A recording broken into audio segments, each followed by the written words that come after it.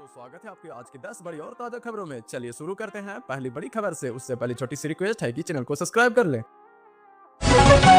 नमस्कार, आप देख रहे हैं एजेडी न्यूज और मैं हूं अनूप कुमार। बिहार से इस वक्त की बड़ी खबर। बोधगया से एक हैरान कर देने वाली खबर सामने आई है। एक साधारण प्लम्बर और इलेक्ट्रीशियन मिस्त्री के बैंक खाते में अचानक 294 करोड़ 80 लाख रुपए दिखाई देने की सूचना पूरे इलाके में सनसनी फैला दी।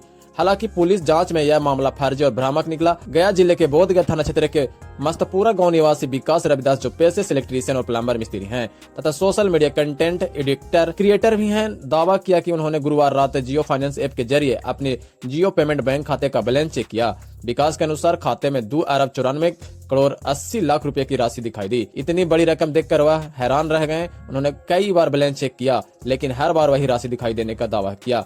विकास ने बताया कि उनके खाते में अब तक अधिकतम 5, 6, 7 लाख रुपए तक का ही लेन देन हुआ है। ऐसे में अचानक करोड़ों रुपए का बैलेंस दिखना उनके लिए किसी सपने से कम नहीं था। उन्होंने किसी भी तरह का कानूनी या बैंकिंग परेशानी से बचने के लिए पैसे निकालने की कोशिश भी नहीं की। मामले की जानकारी मिलते ही पुलिस और संबंधित एजेंसियों की जांच शुरू की। जांच के सामने आया कि खाते में करोड़ों रुपए होने की सूचना फर्जी और भ्रामक थी। पुलिस ने लोगों से अपील किया है कि सोशल मीडिया पर फैल रही अस्पष्ट खबरों का विश्वास न करें और किसी भी जानकारी की पुष्टि के बाद ही उसे साझा करें।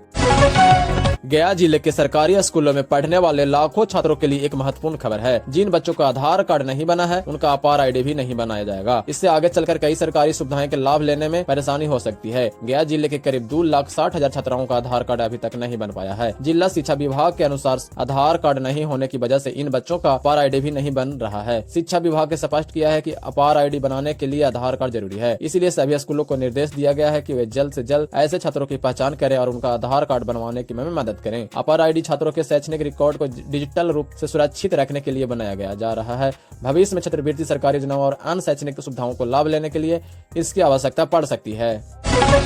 बिहार में भीषण गर्मी और उमस से परेशान लोगों के लिए राहत की बड़ी खबर है। मौसम विभाग ने राज्य के कई जिलों में बारिश और आंधी तूफान को लेकर नया अलर्ट जारी किया गया है। भारतीय मौसम विभाग यानी IMD के अनुसार 7 जून को बिहार के कई जिलों में मौसम का मिजाज बदल सकता है। पटना, गया, बक्सर, सिवान, सारण, नालंदा, वैशाली, समस्तीपुर, दरभंगा, मधुबनी, पूर्णिया, अररिया, किशनगंज, खगड़िया, भागलपुर, मुंगेर और लखीसराय में भारी बारिश की तेज आंधी चलने की संभावना जताई गई है। मौसम विभाग के लोगों को खराब मौसम के दौरान सतर्क रहने की सलाह दी गई है। खासकर खुले मैदान, पेड़ों और बिजली के खंभों के पास जाने से बचने की सलाह दी जाती है। हालांकि कुछ इलाकों में तापमान बढ़ोतरी की भी दर्ज की गई है। राजधानी पटना में 7 जून को अधिकतम तापमान 37 डिग्री सेल्सियस और न्यूनतम तापमान 28 डिग्री सेल्सियस रहने के पूर्वानुमान लगाया गया है। बिहार की राजधानी से जुड़ी एक बड़ी खबर सामने आई है। पूर्व मुख्यमंत्री राबड़ी देवी की तबीयत खराब होने की सूचना मिलने के बाद उनके बड़े बेटे तेज प्रताप यादव ने उनसे मिलने पहुंचे। इस दौरान परिवार की एकजुटता की तस्वीर भी देखने को मिली। पटना स्थित राबड़ी आवास पर शनिवार को उस समय हलचल बढ़ गई जब तेज प्रताप यादव अपनी मां राबड़ी देवी का हालचाल जानने पहुंचे। परिवार के करीबी सूत्रों के अनुसार उन्होंने राबड़ी देवी से स्वास्थ्य की जानकारी ली और उनका कुशलक्षेम जाना। यह माना मुलाकात ऐसे समय में हुई जब हाल ही में राबड़ी देवी और राजद प्रमुख लालू प्रसाद यादव की सुरक्षा व्यवस्था में बदलाव किया गया है। सरकार की सुरक्षा समीक्षा के बाद दोनों नेताओं की Z+ सुरक्षा वापस ले ली गई है। सुरक्षा कटौती के फैसले को लेकर बिहार के राजनीतिक में पहले से ही बहस जारी है। इसी बीच राबड़ी देवी की तबीयत खराब होने से तेज प्रताप यादव के उनके मिलने पहुंचे। खबर चर्चा का विषय बना हुआ है।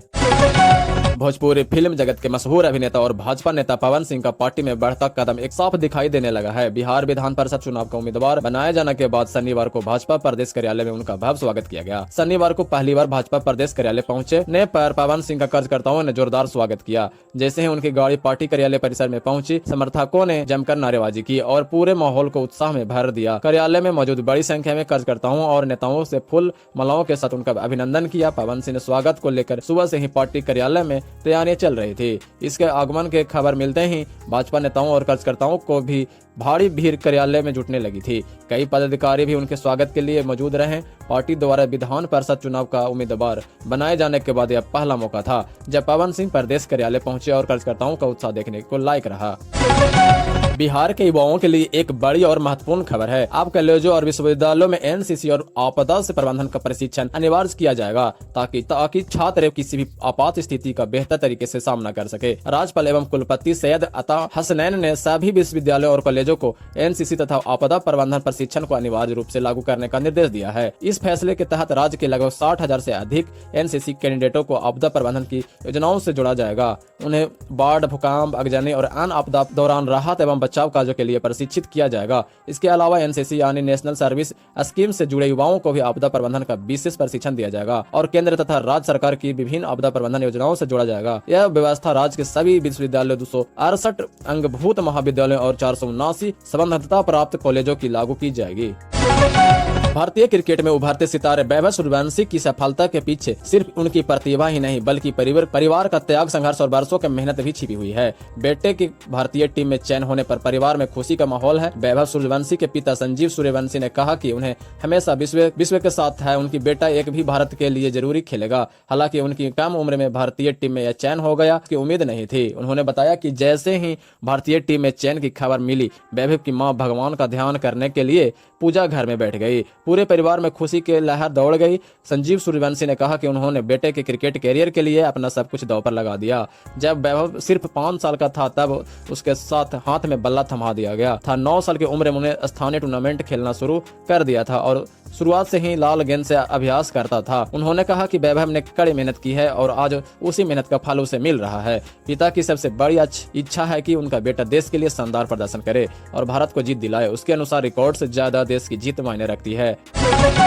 बिहार बीएड संयुक्त प्रवेश परीक्षा देने वाले अभ्यर्थियों के लिए बड़ी खबर है। परीक्षा को लेकर विश्वविद्यालय प्रशासन सख्त ड्रेस कोड और दिशा निर्देश जारी किए हैं। नियमों का पालन नहीं करने वाले अभ्यर्थियों को परीक्षा केंद्र में प्रवेश नहीं मिलेगा। विश्वविद्यालय प्रशासन के अनुसार बीएड प्रवेश परीक्षा शामिल होने वाले अभ्यर्थियों को हाफ बाजू वाले यानी आधा बाह वाले कपड़े पहनकर भी परीक्षा केंद्र पर पहुंचना होगा। फुल स्लीव यानी पूरे बाह के कपड़े पहनकर आने वाले उम्मीदवार को केंद्र में प्रवेश नहीं दिया जाएगा। इसके अलावा जूते मोजे पहनकर आने पर भी रोक लगाई गई है। अभ्यर्थियों को चप्पल या सैंडल पहनकर आने की सलाह दी गई है। प्रशासन का कहना है कि परीक्षा को निष्पक्ष और पारदर्शी बनाने के लिए यह नियम लागू किया गया है। राज्य के 11 शहरों में बनाए गए 180 परीक्षा केंद्र पर कड़ी सुरक्षा व्यवस्था की गई है। परीक्षार्थियों को समय से पहले केंद्र पर पहुंचने और सभी जरूरी दस्तावेजों साथ लाने की भी सलाह दी गई है। बिहार के जमुई जिले से एक ऐसा मामला सामने आया है जो इन दिनों चर्चा के विषय बना हुआ है। एक मिस कॉल से शुरू हुई बातचीत प्यार में बदली और फिर शादी तक पहुंच गई। खास बात यह है कि इस शादी में महिला का उम्र 36 वर्ष और युवक की उम्र 19 वर्ष बताई जा रही है। जमुई में खैरा थाना क्षेत्र के खड़ुई परियारपुर गाँव यह मामला लोगों के बीच चर्चा का विषय बना हुआ है। जानकारी के अनुसार एक मिस कॉल के जरिए महिला का युवक के बातचीत शुरू हुई थी। धीरे धीरे दोनों के बीच नजदीकियां बढ़ी और यह रिश्ता प्रेम बंधन में बदल गया। बाद में दोनों की शादी कर ली। बताया जा रहा है कि महिला 5 बच्चों की मां है जबकि युवक का उम्र 19 वर्ष है। बड़े अंतर को लेकर गांव में तरह तरह की चर्चाएं हो रही है। ग्रामीणों की शिकायत पर पुलिस ने दोनों को थाने बुलाकर पूछताछ की। पूछताछ के दौरान दोनों ने बताया कि अपनी मर्जी से साथ रहना चाहते हैं और किसी प्रकार का दबाव नहीं है। पुलिस ने बताया कि दोनों बालिग हैं और अपनी इच्छा से बाद साथ रहने का फैसला कर चुके हैं। इसीलिए कानून रूप से कोई आपत्ति नहीं होने के कारण पूछताछ के बाद दोनों को जाने दिया गया। मशहूर टीवी एंकर अंजना ओम कश्यप और टीवी टुडे ग्रुप ने यूट्यूब और शिक्षक के खिलाफ दिल्ली हाईकोर्ट का दरवाजा खटखटाया है। इस मामले ने सोशल मीडिया और शिक्षा जगत में नई बहस छेड़ दी है। जानकारी के अनुसार अंजना ओम कश्यप और टीवी टुडे ग्रुप ने दिल्ली हाईकोर्ट में खान सर, अभिनव मैथमेटिक्स, बबीता त्यागी समेत 8 लोगों के खिलाफ मुकदमा दायर किया है। याचिका में यूट्यूब, मेटा और एक्स जैसे सोशल मीडिया प्लेटफॉर्म से उनके खिलाफ की गई कथित आपत्तिजनक सामग्री हटाने की मांग की गई है। साथ ही 2 करोड़ रुपए हर्जाने की भी मांग की गई है। बताया जा रहा है कि यह विवाद हाल ही दिनों में यूट्यूब शिक्षकों पर मुख्यतः रूप से मीडिया की भूमिका को लेकर हुई बहस के बाद शुरू हुआ। सोशल मीडिया पर दोनों पक्षों के वीडियो और बयान तेजी से वायरल हुए। इसके बाद मामला अब अदालत तक पहुंच गया है। फिलहाल इस मामले पर सभी की नजर दिल्ली हाईकोर्ट की आगामी सुनवाई पर टिकी हुई है। अदालत ने फैसले के बाद ही आगे की स्थिति स्पष्ट हो पाएगी। अब देखना होगा कि इस हाई प्रोफाइल मामले में अदालत क्या रुख अपनाती है। ताजा अपडेट और बड़ी खबरों के लिए बने रहिए एजेडी न्यूज के साथ। दोस्तों, ये थी आज की बड़ी और ताज़ा खबरें। आपको कौन सी खबर सबसे ज्यादा चौंकाने वाली लगी कमेंट करके बताएं और अगर वीडियो अच्छा लगा हो तो लाइक और सब्सक्राइब करना ना भूलें।